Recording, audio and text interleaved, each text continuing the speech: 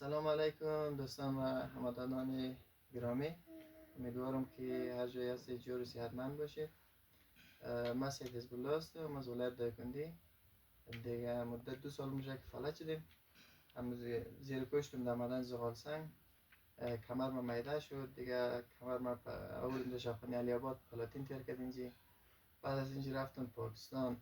از پاکستان هم در اونجا که رفتم نشد دیگه. اونجا دکترم جواب کرد، گفتی فعلا بسیار زمان کار در دیزودیان نمیشه.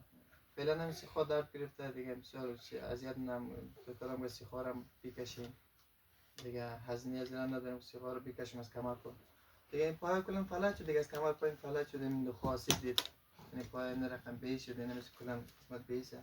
یعنی قالیبا سر اینجا یک سختی استمشون دیگه، این یک چاپای دارم یک استمشون قالیبم پشم دیگه. فعلا هم که کابل آمدیم از خاطر خانم گردایش از کار مانده، هر دو گردایش از کار مانده.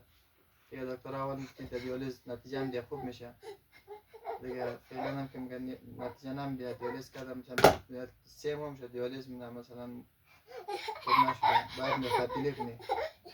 خب گرده تبدیلی خوب ما اصلا هم هزینه رو ندارم که این تداوی دم دیالیز کنم، یک دوا برایش بگیرم. چطور ما گرده هیچ خریده نمیتونم، باز حساب خریداری گرده خریده نمیشه. پس مشکلات های ما بسیار زیاده، کدام کسی حمایتگرم ندارم دیگه، یک مرا اکمال کنه دیگه یک دو دونم بچه هم دارم، دو بچه ریزه دارم دیگه. انشالله از شما دوستا و هموطنا خواهشمندم اگه کدام کمک همکاری بکنه واقعا ثواب میشه دیگه. فعلا دیگه مشکل جدیه دیگه، یعنی سروی شوهرم روز سه روز وضعیت وخیم میشه. هر روز که تیر میشه باز یک مثلا در هفته 2 بار که دیرتر دیالیز بکنم که پیسه نداشته باشم، وضعیتش خراب میشه.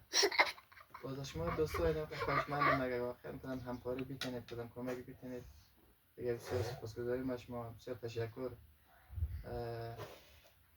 دیگه. امیدوارم هر جایی که باشید جور باشید دیگه. تشکر زیاد.